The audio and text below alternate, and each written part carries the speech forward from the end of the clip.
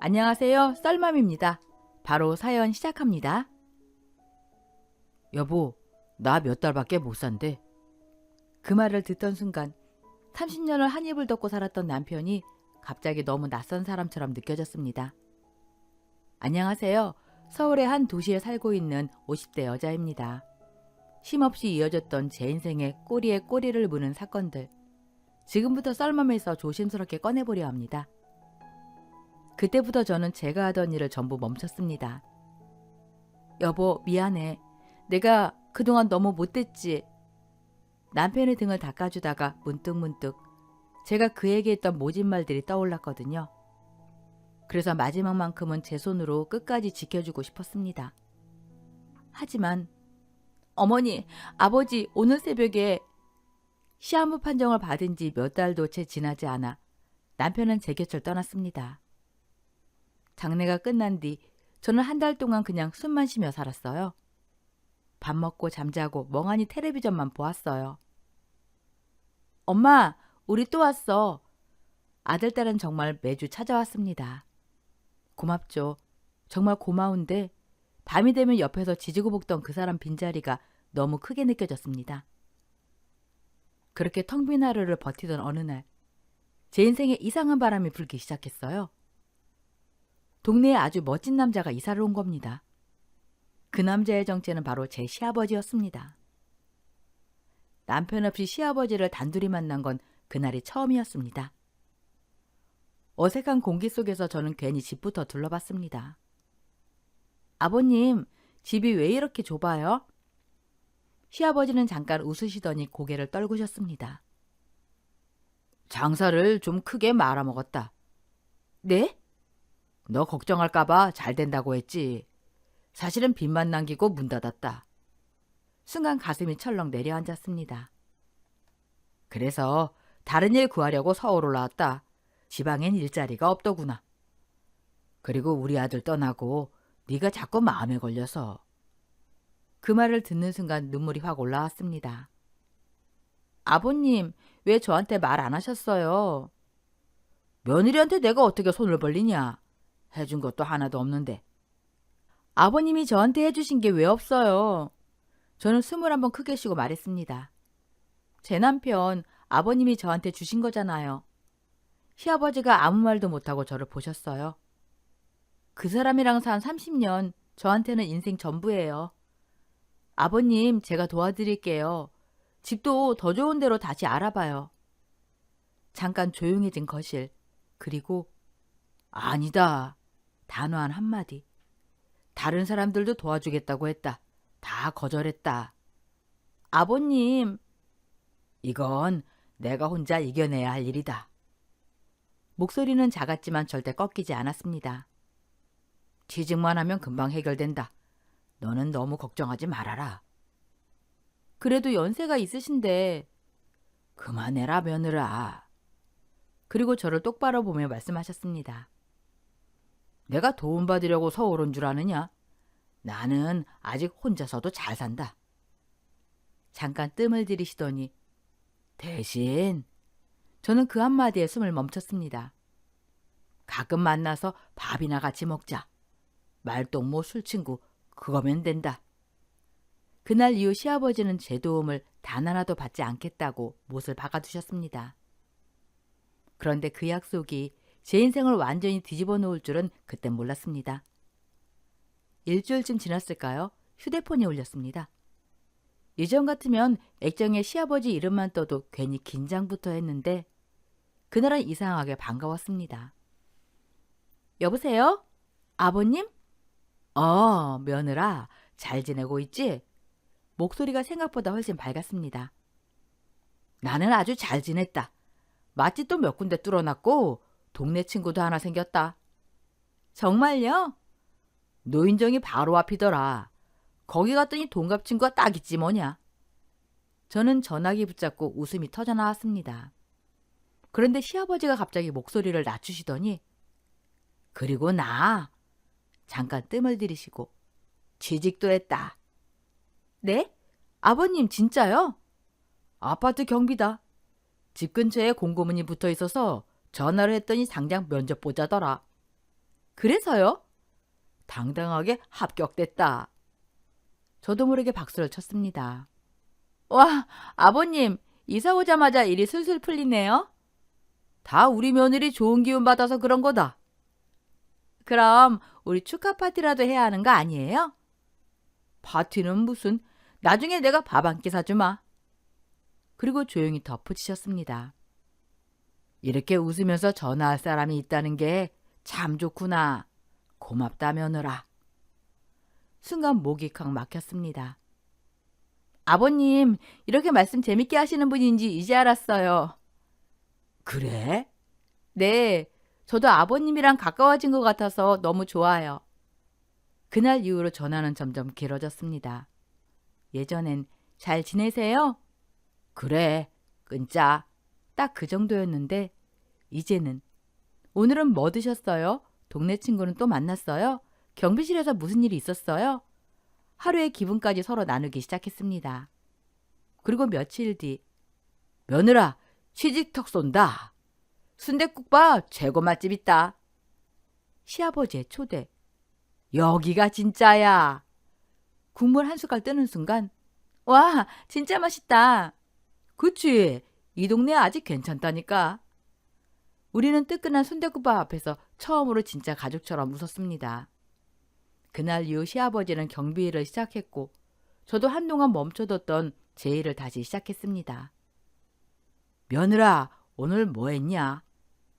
사실 그날 저는 대답을 미리 준비해두고 있었습니다. 이제야 말씀드리네요. 저는 도배사입니다. 가정집부터 신축 건물, 회사까지 벽과 천장이 있는 곳이면 어디든 가서 벽지를 재단하고 붙이는 일. 30년을 한 우물만 팠습니다. 한두 달 쉬었다가 복귀해도 몸이 먼저 기억하더라고요. 아유, 눈 감고도 하겠네. 그만큼 쉽고 재밌고 제 인생 같은 일이었습니다. 원래는 주말도 없이 일했는데 시아버지 얼굴 못 본 지 어느새 한 달. 오늘은 아버님께 한번 가봐야겠다 생각이 들더라고요. 미리 말 안 했습니다. 깜짝 놀라게 해드리고 싶어서요. 처음으로 시아버지 드릴 도시락을 정성껏 싸서 길을 나섰습니다. 아파트 단지가 커서 경비 아저씨들께 3번이나 물어 겨우 찾아냈습니다. 그리고 멀리서 보이는 조금 구부정한 마른 뒷모습. 아버님? 괜히 눈물이 찔끔 나서 걸음을 빠르게 옮겼습니다. 그런데 제 눈앞에서 상상도 못한 장면이 펼쳐졌습니다. 비틀거리던 젊은 남자가 시아버지 앞에서 고함을 치고 있었어요. 야, 이 냄새나는 늙은이야. 경비가 감히 주민한테 훈수야? 시아버지는 고개를 숙인 채 말했습니다. 젊은 사람이 이러시면 안 됩니다. 화단에 토하시면 제가 치워야 하지 않겠습니까? 제가 치울 테니까 앞으로만 조심해 주세요. 그 남자가 비웃듯 코웃음을 쳤습니다. 내가 술을 먹든 말든 네가 뭔 상관이야? 또 복도에 소변 보신다고 주민들이 민원이 들어와서. 야! 순간 공기가 얼어붙었습니다.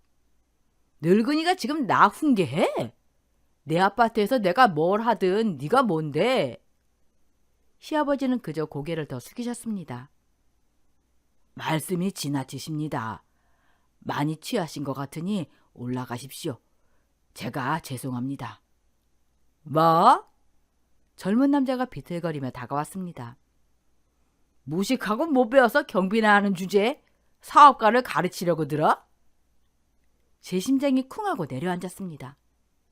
나이 똥구멍으로 처먹었냐? 선생님, 그만하십시오. 그 순간 남자의 손이 시아버지 멱살을 움켜쥐었습니다.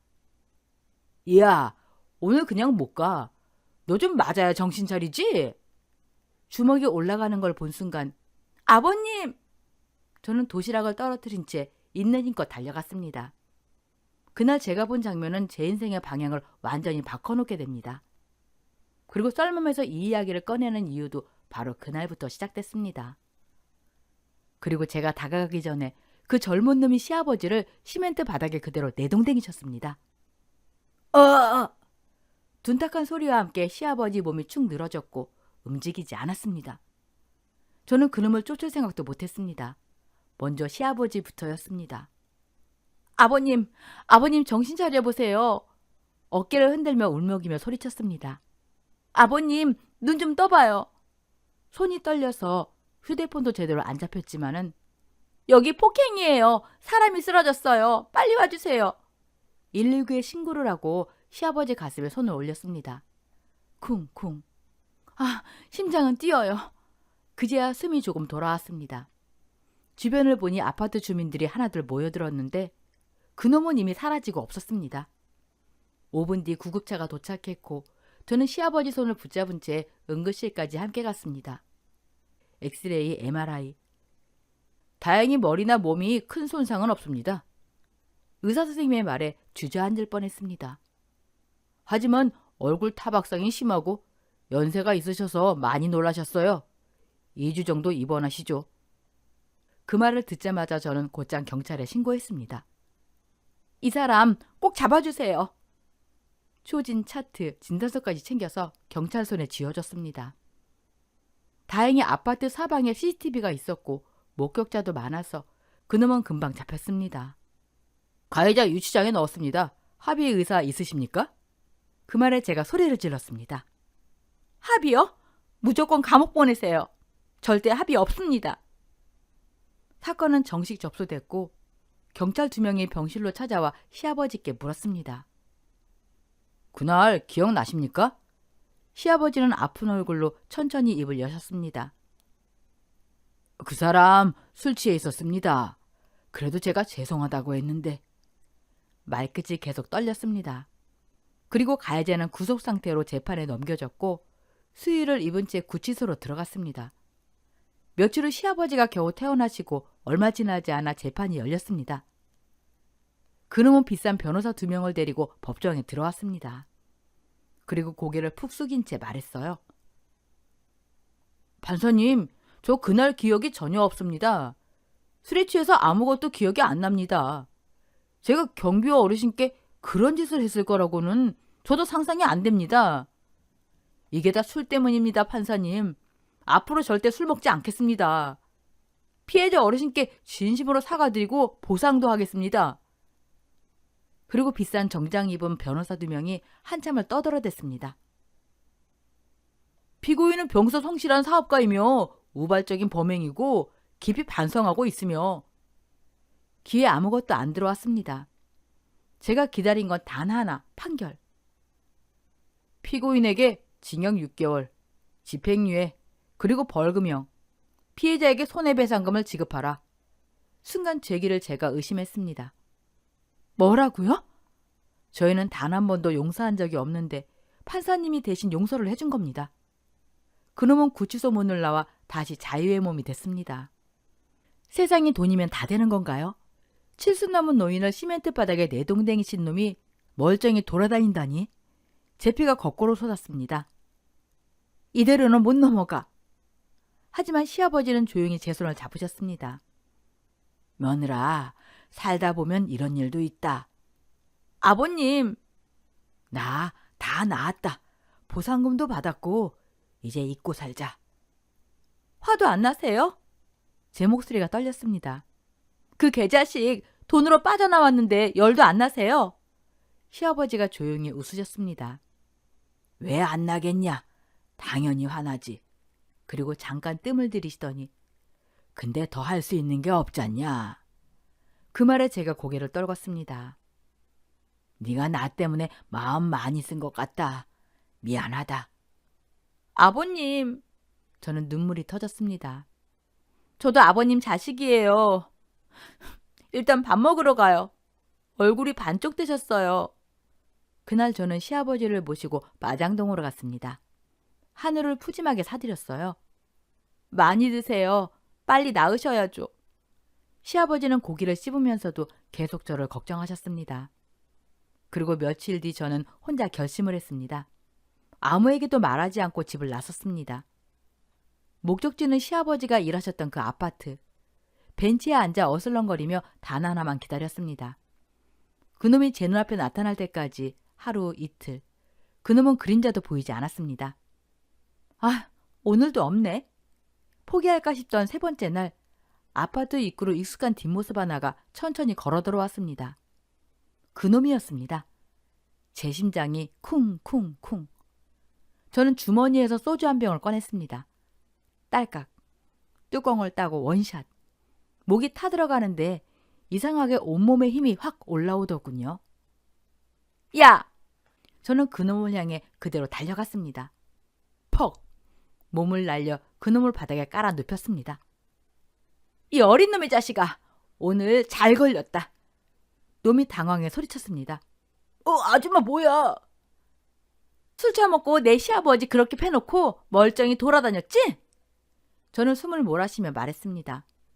그래서 나도 네가 한 집 그대로 돌려주러 왔다?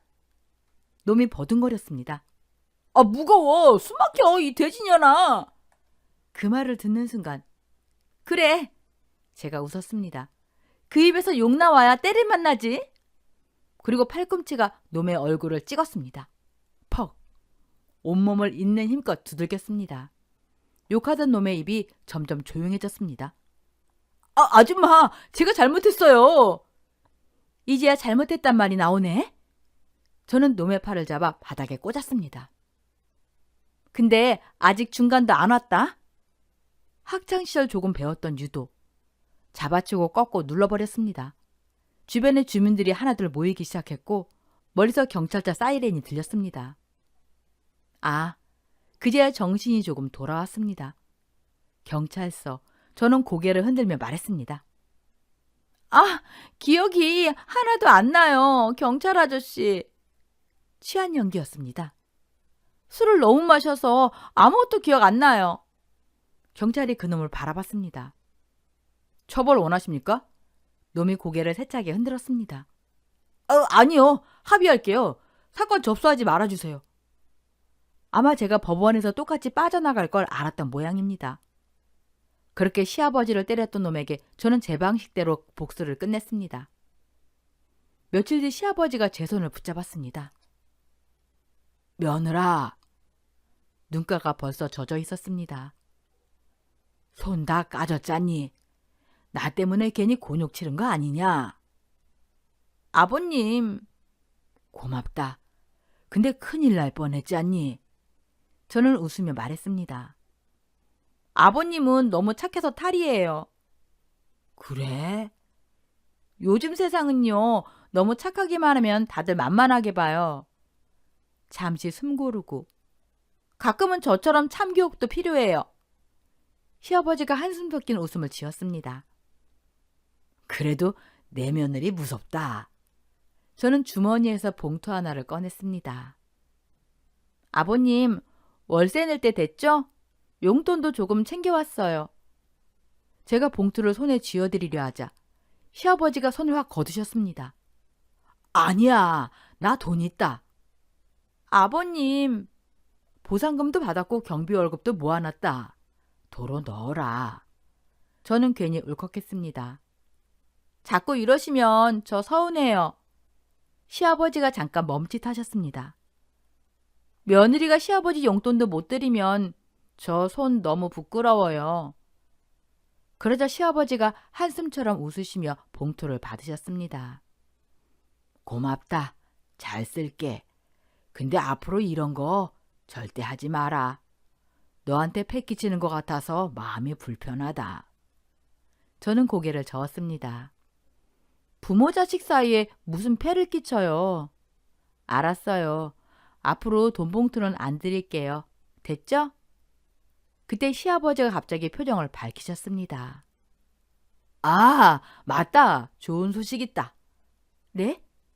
엊그제 면접 봤는데 내일부터 나오라고 연락받았다. 또 일하세요? 그래야지. 사람은 일해야 안 아프다. 저는 한숨을 쉬었습니다. 아버님, 좀 쉬세요. 아니다. 몸 멀쩡하다. 무슨 일인데요? 설마 또 경비? 시아버지가 고개를 저었습니다. 아니다. 경비는 월급이 너무 적더라. 인테리어 공사 잡부다. 네?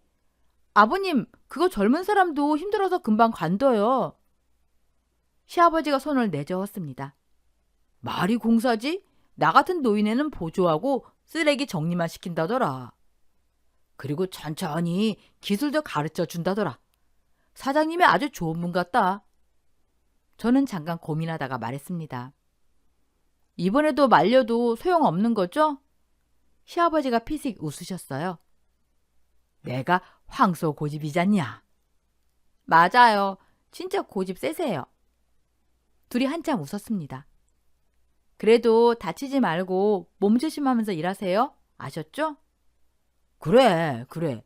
이제 우리 며느리가 응원을 해주는구나. 그리고 월급 타면 고기 먹으러 가자. 그 한마디에 제 마음이 이상하게 따뜻해졌습니다. 그날 이후 시아버지는 연세에도 불구하고 새로운 일을 시작하셨고 힘들지만 웃으면서 하루하루를 보내셨습니다. 시아버지의 열정과 끈기를 보면서 저도 가만히 있을 수 없었습니다. 도배일을 더 열심히 하게 됐고 나중에 아들, 딸 결혼할 때 하나라도 더 해주겠다는 마음으로 주말도 쉬지 않고 현장에 나갔습니다. 바쁘게 살다 보니 시간이 빨리 갔고 가끔 시아버지를 만나 말동무가 되어드리면 먼저 떠난 남편 생각도 예전보다 덜 나더라고요. 헛헛하고 쓸쓸했던 마음이 이젠 하루하루 보람으로 채워졌습니다. 시아버지는 2주일에 하루만 쉴 정도로 일에 진심이셨습니다. 어느 날 혼자 사시는 원룸에 놀러 갔는데 책상이 눈에 확 들어왔어요. 아버님, 이거 다 뭐예요? 인테리어 책이 여러 권이나 쌓여 있었습니다. 와, 공부하시는 거예요? 시아버지가 쑥스러운 듯 웃으셨어요. 그래, 일해보니까 재미가 있더라. 책 사다가 공부하고 있다. 기술자 되고 싶어서. 저는 잠깐 말문이 막혔습니다. 아버님, 진짜 대단하세요. 늦었다고 생각할 때가 제일 빠르다잖냐. 그 말이 이상하게 가슴에 박혔습니다. 정말 자랑스러워요. 근데 힘든 건 없어요? 무거운 거 들거나 사람 스트레스 같은 거요. 시아버지가 고개를 저으셨어요. 없다. 젊은 친구들이 다들 착해서 무거운 건 못 들게 하더라. 마음에 안 드는 게 하나도 없다. 저는 안도의 숨을 쉬었습니다. 다행이다. 어딜 가든 갑질하는 사람 하나쯤은 있잖아요. 그래도 아버님 걱정할 일 없어서 좋네요. 시아버지가 제 어깨를 툭 치셨습니다. 며느라, 내 걱정 내려놔라. 그리고 주머니에서 봉투 하나를 꺼내셨습니다. 이거 받아라. 네? 며느리 용돈이다. 아버님, 이걸 제가 어떻게 받아요? 아버님이 피땀 흘려 번 돈을. 시아버지가 조용히 웃으셨습니다. 너도 지난번에 날 챙겨줬잖냐? 나는 부모고 너는 자식이다. 부모가 자식 챙기는 거 당연한 거 아니냐? 지금 빚도 잘 갚고 있고 생활비도 모자라지 않는다. 그 말에 저는 더 이상 거절하지 못했습니다. 결국 시아버지의 마음을 받아들였어요. 그러던 어느 날 도배일이 끊겨 사흘이나 시간이 비었습니다. 아버님 현장 한 번도 안 가봤네. 그 말이 마음에 걸렸습니다. 좋은 도시락을 잔뜩 주문해 양손 가득 들고 아버님이 일하는 상가로 향했습니다. 연락 안 하고 깜짝 선물하려고 일부러 묻지 않았습니다. 어디 계실까 하고 둘러보며 1층, 2층, 3층, 4층을 올라가는데 아버님은 보이지 않았습니다. 마지막 5층, 벽이 없는 넓은 공간, 망치 소리, 드릴 소리, 10명 넘는 인부들이 분주하게 움직이고 있었습니다. 그때 구석에서 허리를 잔뜩 굽힌 채 무언가를 끌고 있는 작고 좁은 등이 보였습니다. 아버님? 저는 숨을 죽였습니다. 제가 알던 모습보다 훨씬 작아 보였습니다. 그때였습니다. 야, 거기 할아버지, 그거 빨리 안 치워? 아이고, 죄송합니다. 금방 하겠습니다. 낯선 고함 소리, 아버님이 무거운 자재를 혼자 끌고 있었습니다. 젊은 사람들은 다 착하다던 그 말이 머릿속에서 깨지는 순간이었습니다. 도시락 봉투가 손에서 떨어졌습니다. 아버님? 저는 숨을 죽이고 조금 더 가까이 다가갔습니다. 그때 이런 쓸모없는 노인네를 내가 왜 받았는지 모르겠네. 거친 고함이 공사장에 울려 퍼졌습니다. 아유, 죄송합니다, 사장님. 제가 눈이 침침해서. 눈이 침침하면 집에 가서 쉬어. 나사칠수도 못 구분해? 망치 소리가 먹고 사람들 시선이 한 곳으로 쏠렸습니다. 오전에 천장 나사 잘못 박아서 다 뜯어내게 만들더니. 죄송합니다. 다시는 실수 안 하겠습니다. 고개를 깊이 숙인 제 시아버지였습니다. 6달 했으면 눈 감고도 해야지. 제가 몸이 따라주질 않아서. 사장이 비웃듯 코웃음을 쳤습니다. 나이 많은 게 문제가 아니야. 대가리에 우동사리만 가득한 쓸모없는 놈이 문제지. 순간 제 귀가 멍해졌습니다. 사장님, 제발 자르지만 말아주세요. 돈은 받아가고 일은 못하겠다 이거야? 아버님이 두 손을 모으고 있었습니다. 빚도 있고 월세도 있어서. 좋아, 그럼 일하지 마. 사장이 손가락으로 구석을 가리켰습니다. 벽 보고 무릎 꿇고 있어. 네. 반성하라고 구석 가서 꿇어. 잠시 후 제 시아버지가 벽을 향해 무릎을 꿇었습니다. 죄송합니다. 내일부터는 꼭. 그 모습에 숨이 막혔습니다. 젊은 친구들이 착하다던 말, 무거운 건 못 들게 해준다던 말, 전부 거짓말이었습니다. 그리고 더 참을 수 없었던 건 주변 인부들이 그 장면을 아무 말 없이 구경하고 있었다는 거였습니다. 저는 길게 숨을 들이마셨습니다. 그리고 마스크를 벗었습니다. 도시락 하나를 꺼내 뚜껑을 열고 쾅! 사장 얼굴에 그대로 쳐박았습니다. 뭐야 이 아줌마가? 지금 누구한테 무릎 꿇리셨어요? 현장이 순식간에 조용해졌습니다. 아버님, 일어나세요. 아버님이 놀란 눈으로 저를 쳐다봤습니다. 아이, 며느라. 제 목소리가 떨렸습니다. 젊은 사람이 70 넘은 어른한테 욕하고 무릎 꿇리는 게 정상이냐고요? 사장이 씩 웃었습니다. 아줌마, 여긴 공사장이야. 일 못하면 혼나는 거야. 저는 한 발짝 더 다가갔습니다. 혼나는 거랑 모욕 주는 거랑 구분 못하세요? 현장이 숨소리까지 들릴 정도로 조용해졌습니다. 아이 뭐야? 이 아줌마 뭐 하는 거야? 사장이 얼굴에 묻은 반찬을 털며 소리를 질렀습니다. 저는 천천히 앞으로 걸어갔습니다. 나 방금 당신이 쌍욕하고 무릎 꿇린 어르신의 며느리입니다. 공사장이 숨죽이듯 조용해졌습니다. 오늘 당신 좀 혼나야겠다. 쾅! 저는 사장 멱살을 잡아 그대로 엎어치기를 했습니다. 그리고 저는 그의 가슴팍을 발로 눌렀습니다. 그리고 외쳤죠. 다들 내 얼굴 봐요. 인부들이 움찔하며 저를 쳐다봤습니다. 나 알아보는 얼굴 맞네? 잠깐 정적. 나 한섬도배 대표 김영숙이다. 망치 떨어지는 소리가 여기저기서 들렸습니다. 대표님? 설마 김영숙 대표님? 저는 천천히 주변을 둘러봤습니다. 내 밑에서 교육받던 놈들 얼굴이 몇 개 보이네? 인부들 표정이 하얗게 질렸습니다. 이것들아, 인성교육은 안 받았냐? 아무도 대답 못했습니다. 70 넘은 어른이 욕먹고 무릎 꿇고 있는데 아무도 안 말려? 한 사람이 조심스럽게 나섰습니다. 대표님, 저 타일공입니다. 예전에 대표님 밑에서. 그래, 너. 저는 눈을 마주쳤습니다. 면모가 없죠? 죄송합니다. 내 한마디면 여기 절반은 내일부터 일자리 없다. 공기가 완전히 얼어붙었습니다. 자격증 학원, 기술공 협회 다 내 손바닥 위야. 인부들 전부 고개를 숙였습니다. 죄송합니다. 대표님 죄송합니다. 그런데도 제 분이 풀리지 않았습니다. 짝! 한 명. 짝! 또 한 명. 이게 어른을 구경거리로 만든 값이다.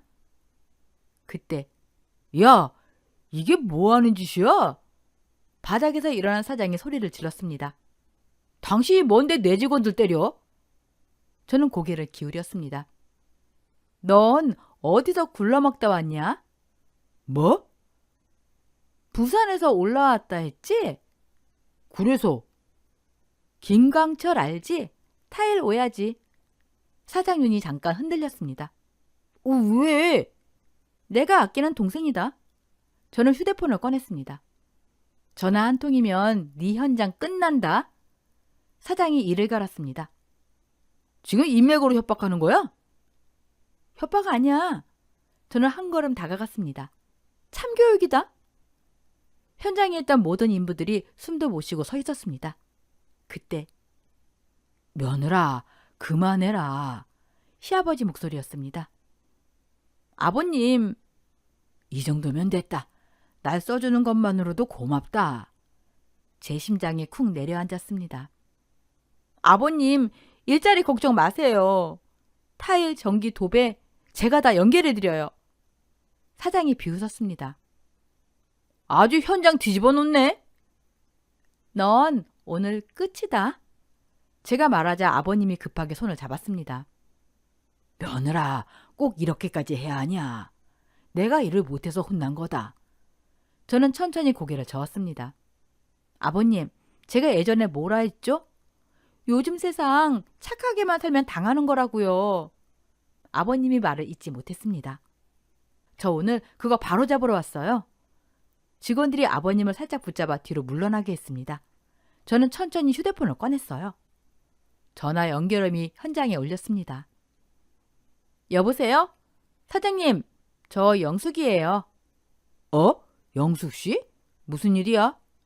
지금 당장 공사 중인 5층으로 와주세요. 알았어. 영숙 씨가 부르면 가야지. 전화를 끊자 사장이 비웃었습니다. 허풍은 적당히 떨어요, 아줌마. 좀만 기다려. 네 인생 곧 바뀐다. 10여 분 뒤 엘리베이터 문이 열렸습니다. 정장 차림의 남자가 빠르게 걸어왔습니다. 영숙 씨! 건물주였습니다. 사장 얼굴이 순간 굳었습니다. 저는 시아버지를 가리켰어요. 저분 제 시아버지세요. 저 사장놈이 욕하고 무릎 꿇리고 벌까지 줬습니다. 건물주 표정이 단숨에 변했습니다. 뭐라고? 자네 노인한테 그런 짓 했어? 아니, 그게... 공기가 얼어붙었습니다. 뭐야? 이놈이 자네 시아버지한테 그런 짓을 했어? 허허, 이 양반 안 되겠구만. 이 자식이랑 얼마나 계약했죠? 내 건물 6채를 계약했는데 다 파기해야겠구만. 그리고 건물주가 현장을 둘러봤습니다. 이 건물 공사 즉시 중단. 잠깐만요. 그건 말도 안 돼요. 그럼 잔금은요? 없어. 사장이 소리 질렀습니다. 그럼 고소하겠습니다. 해. 건물주가 담담하게 말했습니다. 마음껏 해. 그리고 차갑게 덧붙였죠. 건물주 협회에 너 오늘 안으로 블랙리스트 올린다. 현장이 완전히 조용해졌습니다. 앞으로 어디서도 일 못할 거다. 사장 얼굴이 새하얗게 질렸습니다. 지금까지 한 공사 마음에 안 들어. 건물주가 손을 털었어요. 전부 철수해. 재공사 간다. 망치 떨어지는 소리가 여기저기서 났습니다. 그 순간 사장놈이 눈동자가 진동하기 시작했습니다. 당신 그렇게 대단한 사람이에요? 저는 대답 대신 부산 인테리어 업계 큰손 광철 씨에게 전화를 걸었습니다. 여보세요? 누님? 광철아, 후배 아내가 내 앞에서 건방을 떠네. 우리 시아버지한테 쌍욕하고 벌까지 세웠다. 잠시 정적이 흐른 후 일은 뭡니까? 제가 사장을 바라보자 그는 입을 꾹 다물었습니다. 그래서 저는 외모를 설명했죠. 눈썹 문신, 눈짝 찢어지고 말투 더럽고. 전화기 너머에서 바로 답이 왔습니다. 아, 박덕만이네. 그놈 바꿔주세요. 그 순간 사장의 태도가 완전히 바뀌었습니다. 형님, 아니 회장님, 제가 큰 잘못을 했습니다. 전화기 너머에서 냉정한 목소리가 울려 퍼졌습니다. 지금부터 일할 생각 마라. 부산 경상도 너 발 못 붙인다. 살고 싶으면 당장 사과해. 전화가 끊어지자 사장은 그대로 무릎 꿇고 엎드렸습니다. 어르신, 죄송합니다. 용서해 주세요. 그런데 시아버지는 오히려 그를 일으켜 세우려 하셨습니다. 괜찮아요. 일어나요. 저는 더 이상 못 보겠더라고요. 인부들에게 부탁해 시아버지를 밖으로 모시게 했습니다. 그리고 무릎 꿇은 사장의 머리를 발로 밀었습니다. 이 후리 자식아, 부모님 욕먹을 짓을 왜 해? 사장은 울먹이며 말했어요. 대표님, 애가 둘입니다. 여기까지 어렵게 올라왔습니다. 저는 고개를 저었습니다. 나는 약한 사람 괴롭히는 놈에게 기회 안 준다. 오늘부터 네 인생 꼬일 거다. 이 바닥 좁은 거 알지? 그리고 뒤돌아섰습니다. 그리고 남아있던 인부들에게는 철수하라고 했습니다. 생일자리도 약속했고 페이도 더 챙겨주겠다고 말했죠. 그렇게 정리한 뒤 1층에서 기다리던 시아버지에게 다가갔습니다. 팔짱을 끼며 말했죠. 아버님, 배고프네요. 밥 먹으러 가요. 시아버지는 저를 걱정하며 물었어요. 다친 데 없냐? 저는 웃으며 말했습니다. 아까 보셨잖아요. 저 여장부예요. 한 손이면 끝나요. 잠시 침묵하셨던 시아버지가 조심스럽게 말을 꺼냈죠. 앞으로 너 따라다니면서 배우면 안 되겠냐? 다공, 기계공은 나랑 안 맞는 것 같다. 저는 웃었습니다. 그럼 저랑 도배 배우세요. 근데 만만하게 보면 안 됩니다. 그날 우리는 밥집에서 소주를 곁들이며 저녁까지 함께 웃었습니다. 그리고 이틀 뒤 시아버지는 작업복을 입고 저희 집 앞에 서 계셨습니다. 오늘부터 제자입니다. 그 모습을 보는 순간 처음으로 정말 가족이 되었다는 생각이 들었습니다. 그날 이후 시아버지는 제 차를 타고 함께 현장으로 출근했습니다. 아빠, 오늘은 풀칠부터 해보세요. 알았다, 딸내미 스승님. 처음엔 서툴렀지만 하루 이틀 시간이 지나자 손놀림이 점점 빨라지셨어요. 그렇게 1년, 우리는 매일 같은 차를 타고 같은 현장에서 웃고 떠들며 진짜 가족처럼 살았습니다. 어느 날 제가 먼저 말을 꺼냈죠. 이제 아버님 말고 아빠라고 부를게요. 시아버지는 잠시 고개를 숙이다가 작게 웃으셨습니다. 그럼 난 딸이라고 부른다. 그날 이후 현장은 늘 시끌벅적했습니다. 아빠, 벽지 또 놓고 온 거예요? 내 등에 꽂아놨다. 내가 하루 이틀 일하니. 그래도 제가 스승인데 실력 안 늘면 이상한 거죠. 그래, 딸내미 스승님. 오늘도 잘 부탁드립니다. 잠시 뒤. 근데 내일 땅은 언제 오르냐? 어머, 아빠, 지난주에 주구만 받겠다고 하셨잖아요. 아니, 이왕 버는 거 조금이라도 더 벌면 좋지 않냐? 네가 착하게 살지 말라며. 나도 이기적으로 살아보려고 노력 중이다. 저는 웃음을 터뜨렸습니다. 좋아요. 오늘부터 2만 원 인상. 대신 도배 2배로 하세요. 오케이. 우리는 스승과 제자, 아빠, 딸 사이로 정말 즐겁게 지냈습니다. 그러던 어느 날 퇴근 후 시아버지와 외식하고 인도를 걷고 있었어요. 그때 어디서 많이 본 얼굴이 정면에 걸어오더군요. 그놈이 먼저 저를 가리켰습니다. 야, 너 맞지? 나 때려 눕혀서 응급실 보냈년. 근데 옆에 있던 남자도 낯익은 얼굴이었습니다. 제가 그년이야. 나 인테리어 일 다 날아가고 이혼한 거 저년 때문이라고. 저는 순간 웃음이 터졌습니다. 이게 무슨 코미디냐? 둘이 뭐야? 너희 형제였어? 두 놈은 제가 예전에 참교육했던 그 양아치들이었습니다. 저는 팔짱을 끼고 말했어요. 아직도 양아치처럼 사냐? 꼬라지 보니까 사람 되긴 글렀다. 그 말에 형이라는 놈이 발끈했습니다.